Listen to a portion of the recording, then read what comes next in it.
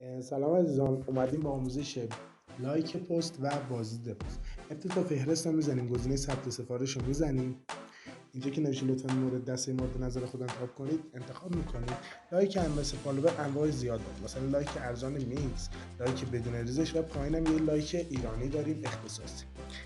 ببینید اینم مثل فالووره. خب یعنی مثلا لایک بدون ریزشش خیلی کیفیتش بهتره، لایک ارزانه. ولی خب حالا هر طور که مد نظرتون بود از هر نوع میتونستید و دوست داشتید برای خودتون بزنید. پیشنهاد من اینه که شما از لایک بدون ریزش ویژه و گارانتی دار استفاده کنید. روش کلیک میکنید، بازم انواعش هست. ببینید لایک کم ریزش برنز اینستاگرام هر هزار تاش 3500 تومان، 1000 قیمت پیج های اینستاگرام و انواع که هرچی قیمتش بره بالاتر کیفیتش بیشتر میشه. حالا ما روی یکیشون کلیک میکنیم، مثل بقیه یه توضیحاتی اینجا نوشته. حداقل تعدادش 10 تا و حد اکثر تعدادش 200,000. قیمت هر هزار عددش 3000 تومان و 640 تومان. زمان حدودیش زده 5 ساعت. خب ولی خب خیلی سریع تر، مثلا حدود 1 ساعت 20 دقیقه. اینجا بعضی وقتا تایم ها اشتباه میزنه ولی خب خیلی سریع تره. اینجا دو گزینه لینک و تعداد. تو فالوور وقتی که میخواستیم فالوور بزنیم، اینجا لینک نام کاربری رو وارد میکنیم. ولی خب برای بازدید پست و لایک باید لینک یا پیوند پست رو کپی کنیم. ویدیو رو کات میکنم، بریم داخل اینستاگرام تا آموزشش اونجا بهتون بدم. عزیزان ببینید این الان یه نمونه پست داخل اینستاگرامه.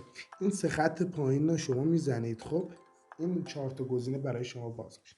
شما وقتی روی پیوند کلیک کنید میزنه پیوند کپی شد. حالا من ویدیو رو کات میکنم، بریم داخل سایت.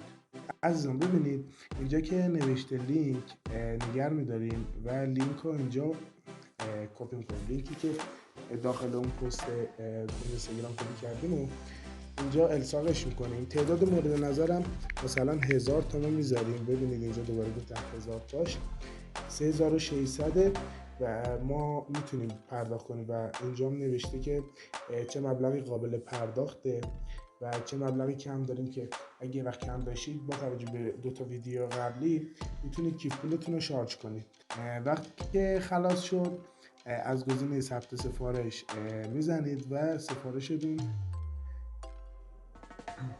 موفقیت انجام شد و اینجا توضیحات سفارشتون رو زد.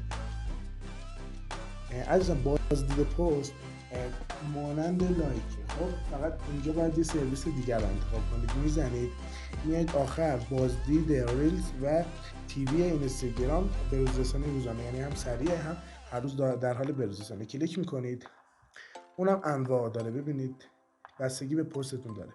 اگه پستتون مثلا تیوی و اینا بود از این بزنید، یا مثلا حالا اگه ریلز و اینا بود از این بزنید، هم آنیه هم پرسرعت.